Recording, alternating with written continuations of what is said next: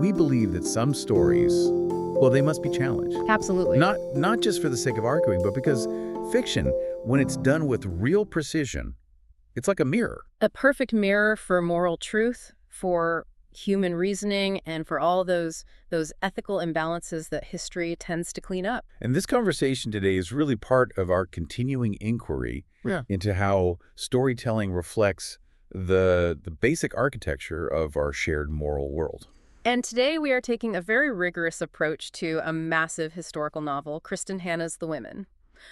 We aren't here just to recap the plot. Right. Our mission is to analyze the moral architecture of the book itself. We're applying a structured, critical thinking framework, borrowing from the intellectual ethics of the Golden Rule and even the civic benchmarks in the U.S. preamble. All to understand what deeper truths this story reveals about the Vietnam conflict. Exactly. That sets the stage beautifully. We started this whole review with one core question that came from the critique. And that is? What does this story claim about justice when innocence alone cannot protect the innocent, even after all that sacrifice? That is the essential conflict. The book, it was published in 2024, follows Frances Granke McGrath. She's a privileged but very determined young woman who volunteers as a nurse. And she's thrown right into the chaos of field hospitals in Vietnam. Right. And then she comes home only to struggle, really struggle, with PTSD, with addiction, and maybe most importantly, with social erasure. And we should probably define erasure right there, because it is the novel's main claim, isn't it? It is. It's the idea that our institutional and social memory just fundamentally failed. It didn't record the service and the sacrifices of these women veterans. Forcing them into invisibility. Precisely. The core truth claim running under all of Frankie's personal struggles is that the women who served in the Vietnam conflict were just forgotten by their country. And that failure made their trauma worse. Okay, so let's unpack that intended thesis first. The book is trying to show that the courage, the trauma, the whole post-war battle that these women faced, the emotional labor, the moral injury, all of it deserves recognition that's equal to what male veterans received. But the critique also points to a second claim, which is just as crucial. And that's about deep female friendship. Right. Specifically, Frankie's bond with the other nurses, Ethel and Barb. That friendship is presented as this salvific thing, the only real antidote to being betrayed by the institutions you trusted. The novel anchors this thesis in a really powerful, visceral historical frame. I mean, it throws Frankie straight into this hellscape of a 300-bed evacuation hospital. And it details everything. The sound of helicopter medevacs, the high-stakes triage. The amputations, the relentless, just horrific mass casualty nights. This staging is so effective at conveying the moral wear and tear that comes from caring for hundreds of very seriously injured soldiers. And the story shifts so well from the wartime horror to the home front. It captures the chaos of the anti-war protests, the painful social denial, and then decades later, that unveiling of the Vietnam Veterans Memorial in 1982. So the ethical center the book establishes is unmistakable. That women's combat-adjacent service was just as dangerous, just as morally costly as the men's. And the critique really highlights that the American culture's response, which was to minimize or even erase that service, it didn't just ignore their efforts. It actively compounded their psychological trauma. Through social denial. Through social denial and institutional silence. The healing process, the narrative argues, came less from any formal VA systems and more from that fierce solidarity found only among those who had really been there. That concept, that trauma is compounded by denial, that's so critical. It's the difference between an injury and a moral injury. Yes. We don't just see Frankie traumatized by the war itself. We see her traumatized again and again by the people and the institutions she served. They tell her women didn't serve in Vietnam, or they dismiss her as hysterical. It's gaslighting on a national scale. Exactly. That structural insight, the compounding of trauma by cultural denial, that is where the book really achieves its highest purpose. It's where it becomes a potential moral document. So if that's the moral claim, let's turn to the evidence the book provides, and where the critique suggests the narrative logic starts to strain a little. The book's success is just undeniable in staging the visceral reality of service. Hannah vividly stages the triage, the amputations, the relentless loss. You get such a strong sense of the intensity, the skill, and the moral cost of nursing in a war zone. The reader is completely convinced of their bravery and their suffering. Without a doubt. But this leads to a really fascinating critical counterpoint, what some call the trauma spectacle. Right. The sources point out that while the gore certainly conveys intensity, some critics argue that the relentless nature of the tragedy, it becomes repetitive. They suggest it risks becoming trauma porn. Essentially, yes. Emphasizing death and tragedy more than the complex, nuanced, life-saving work and the emotional resilience these nurses showed every single day. That's a tough balance to strike. It is. However, the post-war scenes, the ones detailing Frankie's experience of institutional betrayal, those are overwhelmingly seen as the novel's strongest and most grounded moments. Being told women didn't serve. Being dismissed by the VA bureaucracy. Encountering total indifference, those episodes plausibly reflect the historical marginalization of women vets.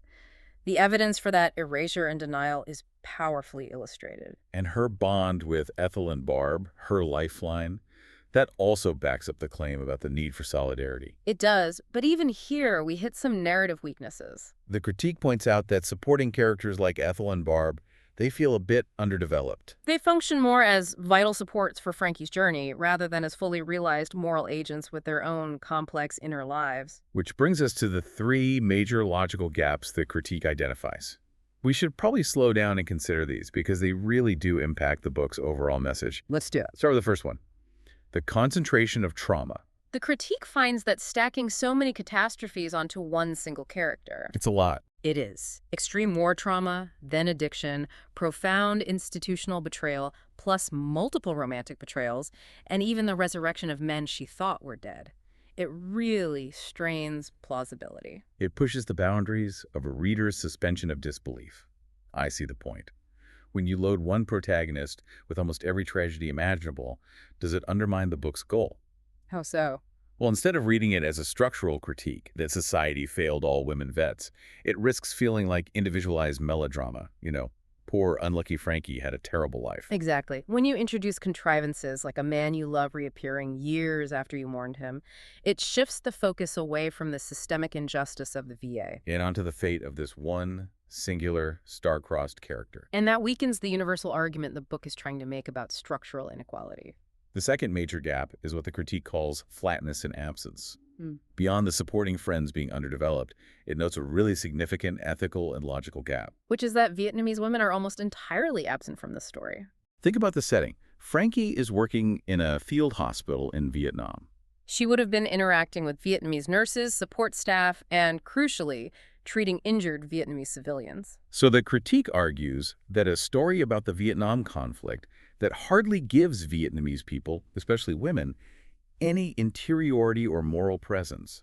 It kind of replicates the very erasure it's trying to protest. That's a powerful point, an ethical blindness within the narrative itself. If the mission is to give a voice to the forgotten, then failing to recognize the humanity of the non-Western people in the setting, that is a significant omission. And the third gap is genre dissonance. The critique finds a mild category error here, and it connects right back to that concentration of trauma.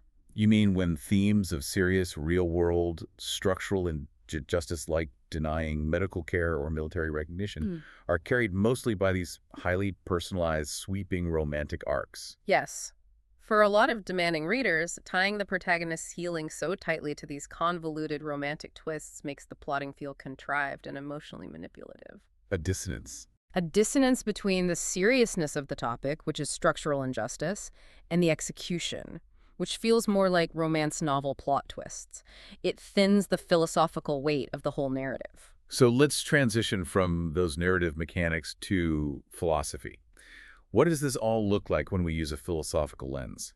The critique applies the Adlerian framework. Right, and for listeners who aren't as familiar with that, we can simplify it. As the path to wisdom. The path to wisdom. The Adlerian approach says learning happens in 3 stages. Information, knowing the facts, then understanding, seeing patterns and connections, and finally wisdom, gaining practical guidance on how to act. We use it to measure how far a story moves the reader. And how does the women measure up against that? Well, the novel is really successful at moving readers from basic information, the fact that women served as nurses in Vietnam, to deep understanding. You see the patterns of erasure and moral injury. The relationship between the horrors on the battlefield and the moral injury at home is crystal clear. It's combat trauma compounded by shaming and denial when they return. But the critique argues the book only partially achieves wisdom. It suggests that the novel's most extreme plot devices, those complicated romantic arcs we talked about, they distract from its most serious ethical insights. That dilution prevents the narrative from achieving the full practical guidance that defines true wisdom.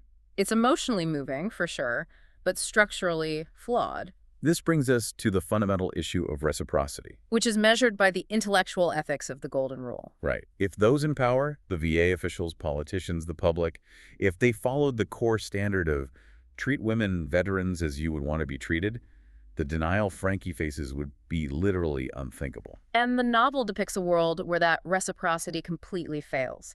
Institutions, civilians, sometimes even male vets, they refuse basic recognition. They choose denial over acknowledgement. The system failed its side of the contract. It did. And we see that failure of mutual regard even in her intimate life, which highlights a gendered asymmetry in ethics. The critique calls the book a long catalog of failures of mutual regard. It is. Frankie provides loyalty and care to her romantic partners, but they repeatedly withhold truth, or fidelity, or just basic respect. Think of Rye's concealed marriage. If we connect this failure of reciprocity to the bigger picture, the novel is implicitly indicting U.S. civic practice. It's benchmarking it against the aims of the preamble to the Constitution. And the failure to support these veterans demonstrates a betrayal of those civic ideals. Let's look at the benchmarks. So for justice, the preamble aims to establish it. What does the book show? It shows systemic injustice toward women vets in their access to recognition and care.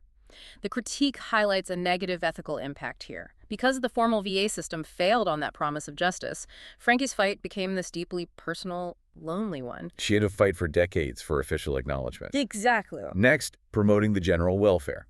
The institutions fail to protect the welfare of women vets, another negative impact. And the book dramatizes this civic failure by forcing Frankie to take this radical private action. She has to literally build her own refuge, the last best place, to fill the enormous gap left by the civic and bureaucratic failures. That private solution really underscores the public failure. It does. And finally, creating a more perfect union. Vets, particularly women, are consistently made to feel excluded from that union amid all the division and protests of the era. The novel suggests that failing to acknowledge the trauma and exclusion of these servants, it actively corrodes liberty and trust for generations.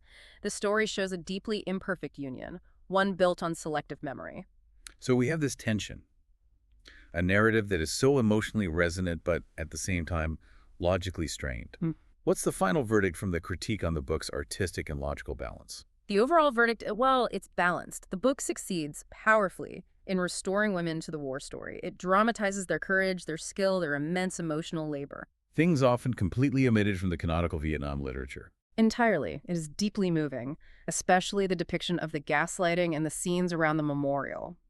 As an accessible entry point for a reader who is unfamiliar with this period, it functions incredibly well. But the critique demands we also acknowledge the failure side, the plausibility issues, that forced concentration of trauma, and the contrived plotting that might frustrate readers who are looking for a deeper structural analysis. It could cause the structural critique to collapse into sentimentality rather than sustained intellectual insight. So as a moral document, As a moral document, the book is valuable. It achieves what some critics call narrative reparations. It allows readers to emotionally see these forgotten women. So it's an imperfect but maybe a necessary invitation to honor women Vietnam vets, to interrogate civic hypocrisy, and to wrestle with how the costs of war are distributed so unequally along lines of gender and power. and this leads us to our final provocative thought for you to consider, which really builds on this whole analysis of asymmetry and absence.